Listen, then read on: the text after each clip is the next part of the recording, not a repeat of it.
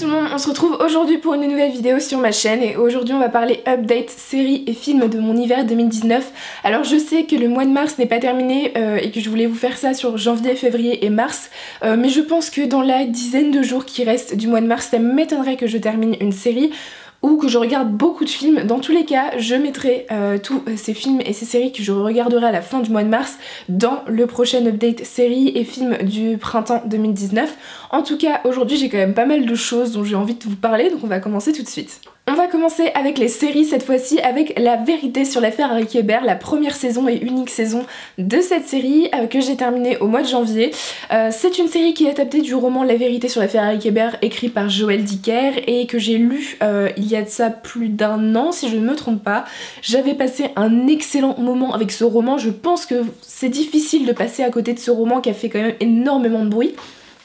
Et j'ai donc vu l'adaptation notamment avec Patrick Dempsey si je me trompe pas et j'ai beaucoup apprécié cette adaptation, elle est vraiment très fidèle, hein. C'est vraiment point par point le bouquin.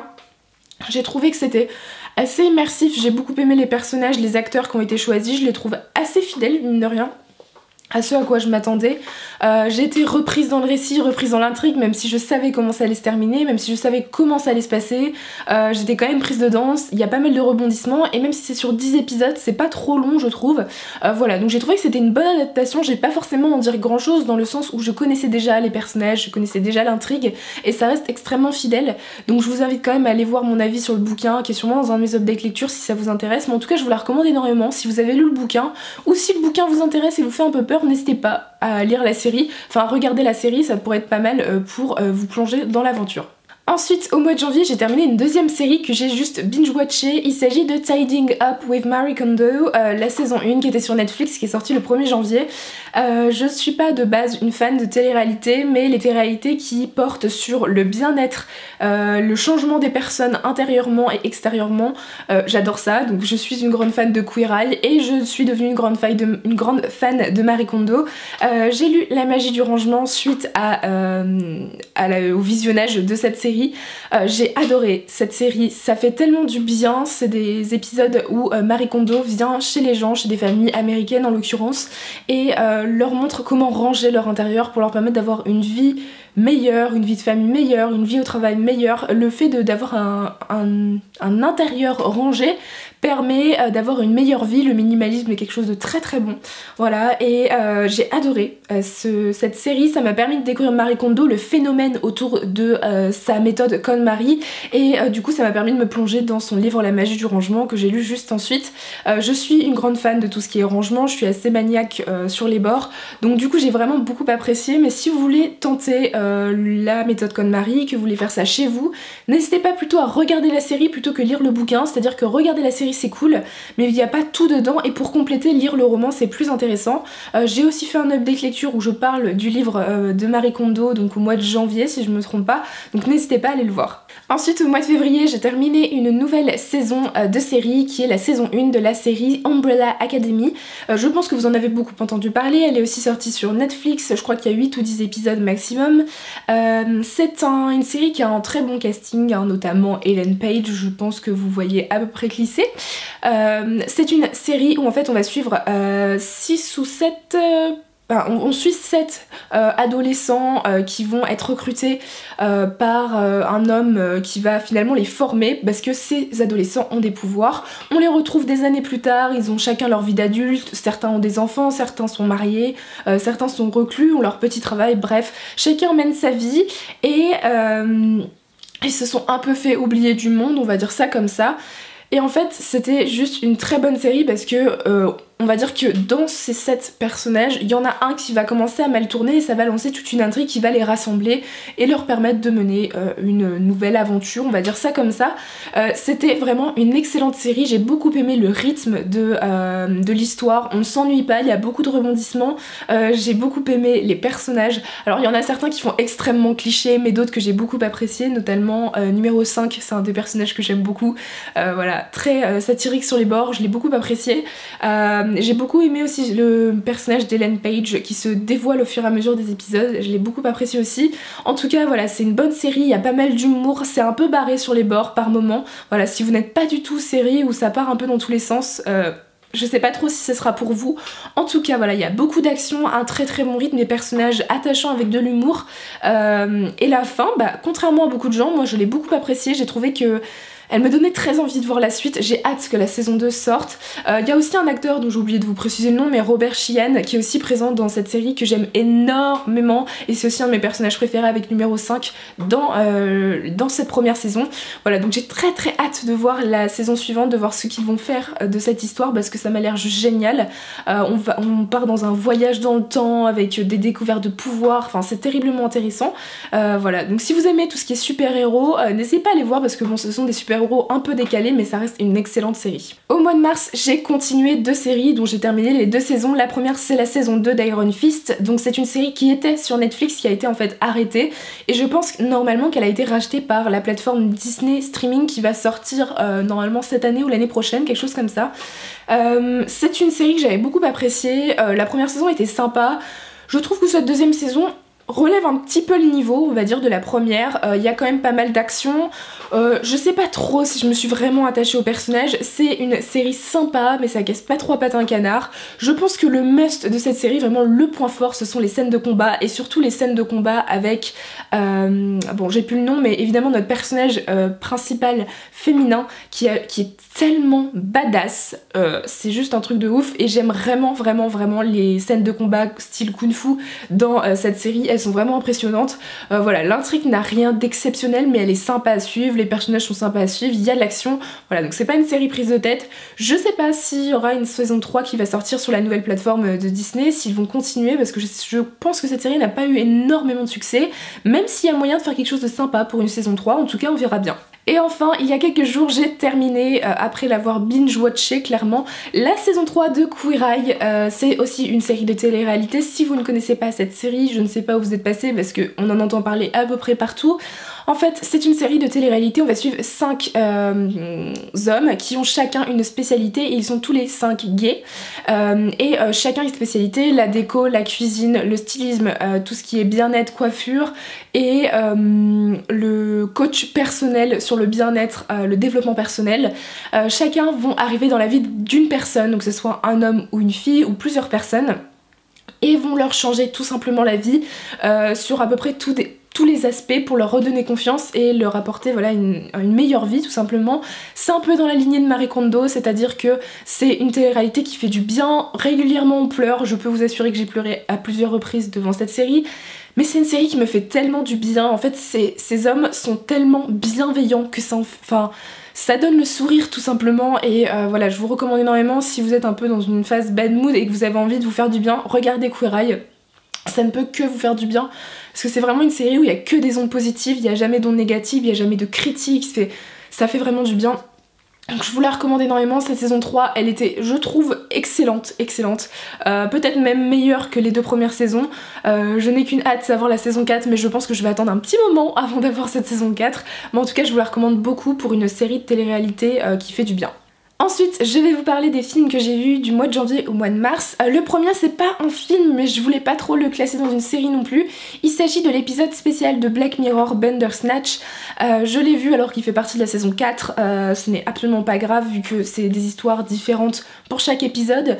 On est sur le premier épisode interactif sur Netflix. Alors je ne sais pas si vous en avez entendu parler, mais en fait on peut choisir les décisions. On peut prendre des décisions à la place du personnage principal durant tout le long de l'épisode. J'ai fait ça avec ma meilleure amie c'était sympa, j'ai bien aimé le principe en lui-même, c'est très original, l'histoire est sympa aussi. Par contre, même si j'ai trouvé l'histoire sympa, j'ai trouvé qu'il y a des moments en fait où on était obligé de choisir ce qu'avaient choisi en fait les producteurs. C'est-à-dire que je pensais sincèrement qu'on allait avoir le choix, et il y a des moments où on prend des choix, et en fait derrière on nous ramène à l'endroit où on venait de prendre ce choix, et du coup on est là, on est obligé de prendre le choix décidé par les producteurs. Je sais pas du tout si c'est logique ce que je dis, mais du coup j'ai trouvé ça assez limité en termes de liberté d'épisodes interactifs. Je ne sais pas si vous l'avez fait, si vous avez ressenti cette chose là aussi, mais en tout cas j'ai trouvé ça sympa, mais ça assez limite, et en même temps c'est une des premières fois que je vois ça dans le monde série-film, donc je pense que c'est un principe à développer encore plus et que ça peut être terriblement intéressant. En tout cas, n'hésitez pas à aller voir parce que c'est quand même sympa comme expérience à faire si ça vous tente. Ensuite, après plusieurs années à me le recommander, j'ai enfin vu le film Love Rosie, notamment avec Lily Collins et Sam Claflin. C'est une romance, voilà, une rom-com qui est sortie il y a plusieurs années de ça fait un moment. On n'arrête pas de me le recommander, en plus j'adore les deux acteurs principaux. J'ai passé un très bon moment avec cette série, avec ce film. Si vous ne connaissez pas du tout ce film, en fait il s'agit de Lily Collins qui, lors d'une soirée de promo, va décider de faire sa première fois avec un garçon et en fait le préservatif va rester dans son vagin et elle va tomber enceinte, ce qui va être un sérieux problème, et de son côté son meilleur ami qui est joué par Sam Claflin va partir lui, il va décrocher une bourse, il va donc partir à l'université, mais elle ne peut pas vu qu'elle a un enfant, elle va devoir travailler. Voilà, donc chacun vont avoir des voies séparées et finalement, bon évidemment vous vous doutez, il y a quand même une romance. Je vous raconte pas tout, mais c'était une très bonne, c'est un très bon film dans le sens où ça fait du bien, c'est sympa, alors c'est pas dinguissime, ça révolutionne pas le genre de la romance, mais ça fait du bien. Je vous le recommande, voilà, si c'est un peu comme les séries de télé-réalité dont je vous ai parlé précédemment, si vous voulez vous faire du bien, ça fait toujours une petite pause pour regarder ce film. Ensuite, j'ai enfin vu Minority Report, joué par Tom Cruise notamment. Ça faisait des années aussi que je voulais le voir, je l'avais en DVD, il traînait dans ma vidéothèque sans jamais le sortir. Je l'ai vu, c'est un vieux film, mais j'ai trouvé ça plutôt intéressant en termes d'intrigue, c'est plutôt original. Alors évidemment, vu que c'est un vieux film, j'étais peut-être pas aussi prise dans l'intrigue que des films d'aujourd'hui. Ça manque peut-être un poil d'originalité, mais pour un film qui est sorti il y a plusieurs années sur le thème de la dystopie, j'ai trouvé ça plutôt intéressant. Ça amène à pas mal de réflexions. En fait on va suivre Tom Cruise qui est dans une sorte d'agence et grâce à des personnes qui ont des sortes de pouvoirs, si on peut dire ça, ou des capacités, ils peuvent prédire la mort de certaines personnes à l'avance. Alors évidemment il y a des morts qui sont de vieillesse, donc on les laisse mourir, mais tout ce qui est mort par assassinat, mort par explosion de bombe ou je ne sais quoi, ils sont alors prévenus et doivent anticiper l'assassinat, le meurtre ou autre. Donc j'ai trouvé le principe extrêmement intéressant. Je suis pas forcément très adepte du jeu d'acteur de Tom Cruise, c'est pas forcément un acteur qui m'attire énormément en termes de jeu d'acteur, mais j'ai trouvé ça sympa quand même. En tout cas le principe est sympa, et vu que c'est devenu un classique des dystopies on va dire en termes de film, je suis contente de pouvoir l'ajouter à mes références. Ensuite, pour le premier film que j'ai vu au cinéma cette année, il s'agit de Edmond. Ça a été un énorme coup de cœur, j'ai adoré ce film. En fait, si vous ne savez pas ce que c'est, il s'agit de la réalisation de la pièce Cyrano de Bergerac par Edmond Rostand. Donc ici, en fait, on va filmer la création de cette pièce de théâtre qui est juste célèbre en France et même dans le monde entier, si je puis dire. Et c'était juste génial. À la base, c'est une pièce de théâtre de Alexis Michalik, si je me trompe pas, et qui a été du coup adaptée en film. Il y a aussi une BD qui est sortie là-dessus et un bouquin.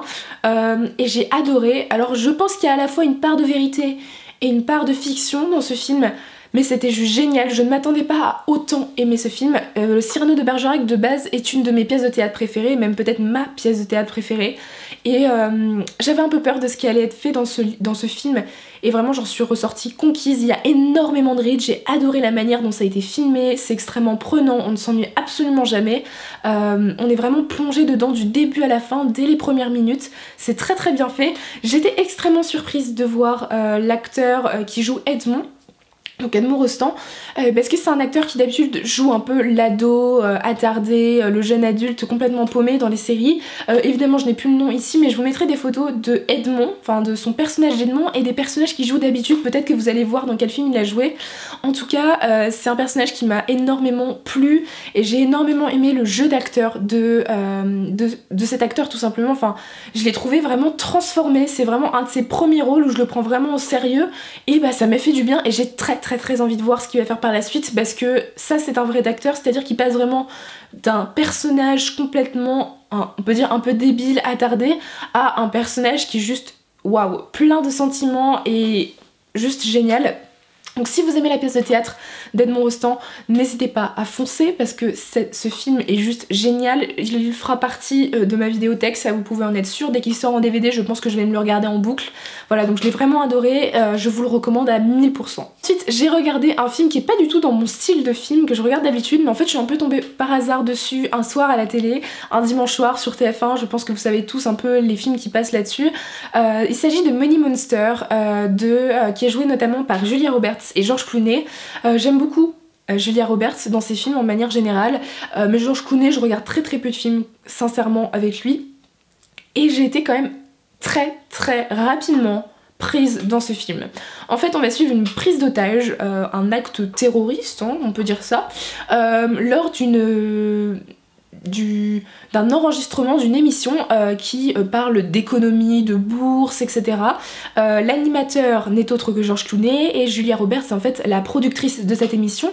Et en fait un mec va arriver et va menacer de mort avec un pistolet évidemment le présentateur qui est joué par George Clooney en lui demandant une rançon, et en fait cet homme a perdu suite à une erreur de jugement du présentateur. Cet homme en fait avait cru le présentateur et avait laissé sa bourse, laissé des actions, quelque chose comme ça, dans une banque, qui a tout perdu. Et en fait on va se lancer dans une enquête pour retrouver le directeur de cette banque qui a fait faillite alors qu'elle montrait à tout le monde qu'elle allait leur faire gagner de l'argent, et en fait elle a fait perdre de l'argent à énormément de gens. Voilà, donc c'est très intéressant, c'est très prenant, pas du tout le style de film que je vois d'habitude. J'ai beaucoup aimé le personnage de Julia Roberts et celui de George Clooney, j'ai trouvé ça assez intense quand même en tant que personnage dans ce film. C'est vraiment très prenant, et en fait on est limite sur un huis clos, c'est-à-dire qu'on passe quand même une bonne partie du film dans dans cette émission, sur le plateau de télé, et on voit ô combien la télé peut influencer les gens, ô combien les journalistes ne sont pas toujours corrects dans ce qu'ils disent, et il ne faut pas croire tout mot par mot. Donc c'était plutôt intéressant, ça amène à pas mal de réflexions je trouve, et voilà, c'était très prenant. C'est pas un film catastrophe, on fait juste pour ça, pour voilà, trouver... voilà, tuer le présentateur ou des trucs comme ça. Il y a tout un aspect très hollywoodien, ça c'est sûr, mais à côté, il y a quand même un aspect de réflexion qui est plutôt intéressant sur aujourd'hui les médias, la place qu'ont les médias dans la société, et le fait de ô combien ils peuvent influencer la population au quotidien, et je trouvais ça très intéressant, donc je vous le recommande beaucoup. Ensuite on passe à un film historique dont j'avais entendu parler il y a quelques années mais je m'y étais absolument pas intéressée. Il s'agit du Pont des Espions, notamment joué par Tom Hanks, un acteur que j'aime énormément, j'adore cet acteur. Le dernier film que j'avais vu avec lui c'était Pentagon Papers, qui avait été un énorme coup de cœur aussi de début de l'année dernière si je me trompe pas. Et j'ai vraiment beaucoup aimé ce film. Alors il est peut-être un peu long parce qu'il dure 2 heures, 2 heures et quart, quelque chose comme ça. Il tire peut-être un peu en longueur, mais en fait c'est un film historique qui se déroule durant la guerre froide. On va suivre un personnage qui est joué par Tom Hanks et qui va devoir... c'est un avocat qui va devoir défendre un russe qui a été retrouvé aux États-Unis et qui est accusé d'être un espion soviétique durant la guerre froide. Je pense que je vous refais pas tout le topic sur la guerre froide. Et il va devoir défendre ce russe, et de l'autre côté en Russie c'est un militaire américain qui a été pris en otage et qui est torturé pour lui donner les informations. Et du coup il va y avoir en Allemagne un échange sur le pont des espions, donc c'est un peu l'idée, l'échange entre ce militaire américain et cet espion russe, du coup pour un échange. C'est toute une histoire diplomatique finalement d'espionnage, mais vraiment historique, hein. On n'est pas sur du James Bond, voilà, c'est plutôt historique, c'est plutôt calme comme film, il n'y a pas de l'action tous les 10 secondes, mais c'est très intéressant pour voir un peu comment ça se passait à l'époque, parce que c'est tiré d'une histoire vraie, hein. Tout ça, ça s'est réellement passé, cette histoire d'échange entre deux collaborateurs, un américain et un soviète, et j'ai beaucoup apprécié en fait ce film. Déjà j'ai adoré le personnage de Tom Hanks parce que j'aime beaucoup son jeu d'acteur, mais j'ai trouvé ça voilà très intéressant, ça nous en apprend pas mal sur comment ça se passait durant la guerre froide, toute cette tension qu'il y avait vraiment entre les deux pays. On essaie d'arriver sur un terrain neutre, bref il y a tout un aspect historique qui est vraiment très bien traité, je trouve. Et voilà, c'était très très intéressant. Si vous êtes intéressé par cette période et particulièrement par l'espionnage durant la guerre froide, n'hésitez pas à vous plonger dans ce film. Ensuite on continue avec un autre coup de cœur, cette fois-ci toujours au cinéma. J'ai enchaîné 2 coups de cœur au cinéma. Il s'agit de The Green Book sur les routes du Sud, si je me trompe pas, qui est notamment joué par Victor Morgenstern et un autre acteur dont je ne me souviens plus le nom. Je pense que vous en avez beaucoup entendu parler. Il a reçu un Oscar, si je me trompe pas non plus, je sais plus, je pense qu'il a reçu un Oscar. C'est un film où on va suivre un noir qui est chanteur et qui décide de faire une tournée dans le sud, donc dans le sud des États-Unis. Vous vous doutez que le sud des États-Unis est extrêmement raciste à l'époque, au XXe siècle. C'est une partie des États-Unis qui est très peu libérée sur le thème de la ségrégation et du racisme, etc. Même si le racisme n'est pas terminé aujourd'hui, hein, faut pas dire des choses que je n'ai pas dites. Et en fait il va essayer de recruter un chauffeur pour l'emmener partout dans les villes de sa tournée. Et il va tomber sur Victor Morgenstern qui pendant 2 mois, en fait c'est un videur de boîte, et pendant 2 mois sa boîte est fermée pour cause de réparation. Il va donc partir 2 mois sur les routes avec ce chanteur. Et c'était une histoire terriblement jolie, poignante et à la fois pleine d'humour, et pourtant il y avait des moments extrêmement tragiques. Je m'attendais pas à un film avec autant d'humour, sincèrement. Je m'attendais plus à un film plus tragique, avec beaucoup de racisme, Alors évidemment il y en a, évidemment c'est omniprésent. Parce que c'est l'époque, parce que c'est cette partie des États-Unis, on peut pas éviter le racisme à cette époque, même si on peut pas l'éviter non plus aujourd'hui, mais évidemment il y en a, évidemment on fait des blagues dessus, mais ce sont pas des blagues de mauvais goût, ce sont pas forcément que des blagues sur les noirs, mais il y a aussi des blagues sur les blancs, et en fait il y a énormément d'humour, c'est de l'humour assez fin, assez discret, pourtant qui nous fait beaucoup rire. Et voilà, je m'attendais pas à ce que ce soit aussi drôle et aussi joyeux, même si voilà, il y a des moments très tragiques, il y a des moments qui sont poignants, il y a des moments qui nous mettent des nœuds dans le ventre, mais j'ai trouvé que c'était un très très beau film. J'ai beaucoup aimé les jeux d'acteurs des 2 acteurs principaux. Et voilà, j'ai bien aimé aussi l'ambiance, la musique, c'est un film qui fait du bien et pourtant qui traite de sujets durs, donc je vous le recommande beaucoup si c'est des thèmes qui vous intéressent. En plus bon, il a reçu un Oscar, donc n'hésitez pas à aller voir parce que c'est un très bon film dans la manière d'être filmé, dans les jeux d'acteurs, dans l'intrigue. Voilà, on ne s'ennuie absolument pas, c'est un très très bon film que je vous recommande beaucoup. Ensuite, je vais vous parler rapidement du dernier film. Il s'agit de Dragon 3, Le Monde Caché. J'avais vu les 2 premiers Dragons que j'avais beaucoup appréciés. Selon moi, c'est une des meilleures séries de films d'animation de ces dernières années, si on accepte les Disney. Mais hors Disney, j'avoue que c'est quand même une des séries de films d'animation qui m'a juste... ça m'amène tellement de sentiments à chaque fois, c'est tellement prenant, c'est poignant, il y a beaucoup d'humour, je suis tellement attachée aux personnages, à Croque-Mou, à Harold, si je ne me trompe pas. Voilà, c'est vraiment des personnages, au fur et à mesure des épisodes, on s'y attache tellement, et ce 3e film est juste génial, c'est une excellente conclusion, visuellement c'est juste sublime. Il y a des passages dans Le Monde Caché qui sont juste trop beaux, visuellement c'est plein de couleurs, ça fait trop du bien, vraiment l'intrigue elle est au top. Voilà, j'ai adoré qu'on ait une multitude de dragons, on développe l'univers ici, et voilà, la fin elle est parfaite, je peux pas imaginer une autre fin pour cette série, et je pense que les producteurs ont très bien joué là-dessus. Voilà, les musiques sont toujours aussi belles, c'est extrêmement prenant, il y a beaucoup d'humour aussi, enfin bref, c'est une très bonne conclusion. Si vous n'avez toujours pas vu Dragon, que ce soit le 1, le 2 ou le 3, foncez, parce que si vous aimez les films d'animation, vous passez clairement à côté de quelque chose. On passe aux 3 derniers films que j'ai vus au mois de mars. Le premier c'est un documentaire, il s'agit des règles de notre liberté qui est sorti sur Netflix, qui a reçu notamment un César et qui traite des règles en Inde aujourd'hui, de la condition des femmes en Inde sur ce point de vue là, sur ce domaine, comment elles se procurent des serviettes hygiéniques par exemple, les conditions déplorables qu'elles ont là-dessus, tous les tabous qu'il y a sur les règles aussi, ainsi que la vision des gens, que ce soit des hommes et des femmes dessus, des femmes âgées, des jeunes femmes, des adolescentes, bref, c'était un documentaire qui ne dure qu'une demi-heure mais qui a été extrêmement poignant, qui m'a, même si je savais certaines choses, ça m'a permis de les avoir en images, d'illustrer leurs conditions.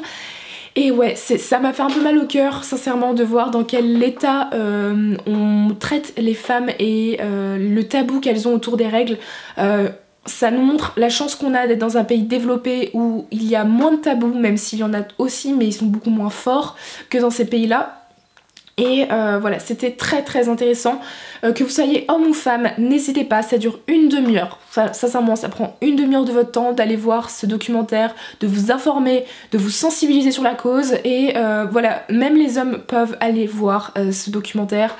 Sensibilisez-vous, parce que souvent ce sont les hommes qui sont le moins informés, contrairement aux femmes, parce que nous on le vit directement. Mais les hommes ont tendance à se dire que c'est juste un problème de femmes et que déjà ce n'est pas un problème, que c'est quelque chose de naturel. Et vous pouvez nous aider au quotidien avec des attentions, avec du soutien moral et avec de la compréhension. Mais ça souvent les gens ont du mal à comprendre, hein, que ce soit des gens qui n'ont pas leurs règles ou des hommes de manière générale. Donc n'hésitez pas à aller vous sensibiliser sur ce sujet avec ce documentaire. Ensuite je suis allée voir 2 films au cinéma. Le premier s'agit de Ralph 2.0. Donc il s'agit de la suite des mondes de Ralph qui était sorti il y a quand même plusieurs années. On est ici dans le monde, dans le premier on était dans le monde des jeux vidéo, dans ce deuxième opus on est dans le monde des réseaux sociaux. On va suivre Vanellope et Ralph qui cette fois-ci vont vont se plonger dans la Wi-Fi. Voilà, pour aller trouver un volant pour le jeu de Vanellope et vont du coup découvrir les réseaux sociaux. Enfin voilà, c'était terriblement intéressant. J'ai beaucoup aimé ce film, c'est extrêmement drôle. J'ai aimé retrouver les personnages de Ralph et Vanellope. C'était... Voilà, ça fait du bien, c'est un bon Disney, voilà, j'étais prise dedans. Visuellement, c'est très beau, c'est très bien fait. Il y a énormément de références. Il faut le voir plusieurs fois, je pense, pour toutes les capter. Mais la culture générale, la pop culture est juste géniale dans ces films de manière générale. Voilà, c'était un très bon film. Il y a beaucoup d'action, il y a beaucoup de rythme. J'ai beaucoup aimé les musiques aussi. C'est très attachant et ça traite aussi de sujets qui sont liés aux réseaux sociaux aussi, comme le harcèlement, l'amitié toxique, la jalousie, voilà, le fait de se montrer sur les réseaux, ce que ça peut apporter, les commentaires négatifs, bref, il y a beaucoup de thèmes actuels qui sont traités dans ce film et c'est pas plus mal que ça sensibilise déjà les jeunes à ce genre de problèmes qu'on peut avoir avec les réseaux sociaux, même si les réseaux sociaux, internet, la wifi peuvent apporter énormément de choses, de bonnes choses, il y aura toujours des mauvais côtés et il ne faut pas forcément les oublier, sinon on peut vite tomber dedans. Voilà, donc c'était un très bon film. Je recommande, si vous avez vu le 1, d'aller voir la suite parce qu'elle est très bonne. Je la trouve très fidèle et au même niveau que le premier. Et si vous n'avez pas vu encore Les Mondes de Ralph, n'hésitez pas, foncez. Et enfin, pour terminer cette longue vidéo, je vais vous parler du dernier film, qui s'agit de Captain Marvel. Je pense que c'est difficile de passer à côté si vous aimez les Marvel et que vous suivez très attentivement les cycles Marvel. C'est l'avant-dernier film de ce cycle, si je me trompe pas, puisque dans un mois se déroule Avengers 4 Endgame, que j'ai tellement hâte de voir. J'ai vu le trailer et ça m'a donné tellement envie, mais en attendant je suis allée voir Captain Marvel et j'ai eu aussi un coup de cœur pour ce film. J'ai trouvé le personnage de Brie Larson, donc qui est l'actrice, juste géniale. Elle est super badass et elle a vraiment des pouvoirs de ouf.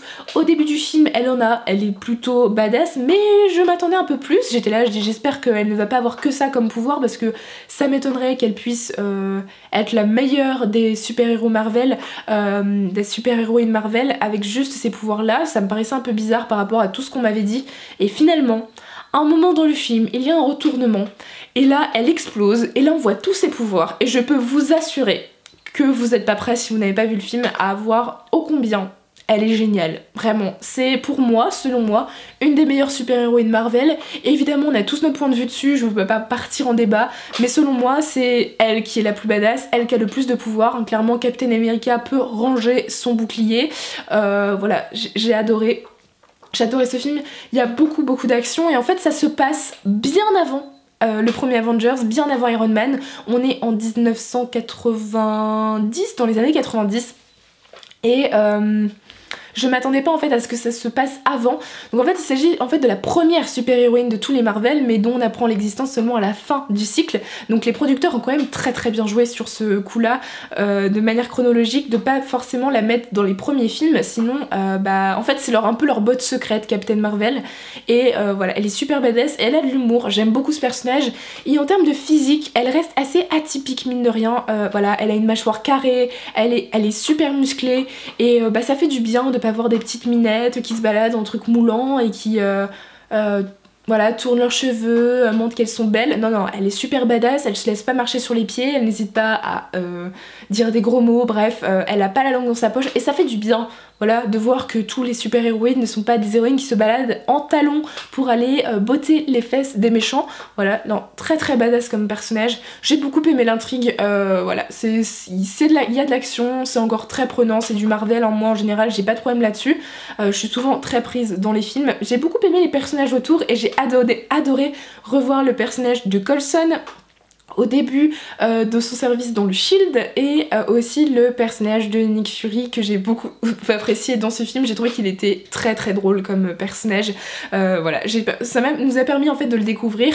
Le personnage du chat qui s'appelle Goose si je me trompe pas est très drôle et très surprenant aussi. Bref, c'était un très bon film avec de l'humour, de l'action, une super héroïne super badass, voilà, et j'ai hâte de voir Avengers 4 Endgame en mois d'avril. Voilà tout le monde, cette vidéo est terminée, je suis désolée qu'elle soit aussi longue, mais je voulais vous parler de tout ce que j'avais vu durant ces 3 mois, et le mois de mars n'est pas encore terminé. Donc j'espère que cette vidéo vous aura plu, n'hésitez pas à me dire en commentaire si vous avez vu un de ces films ou une de ces séries, et du coup moi je vous souhaite de très bons films, de très bonnes séries à venir au printemps, et je vous dis à très bientôt dans une prochaine vidéo. Bye!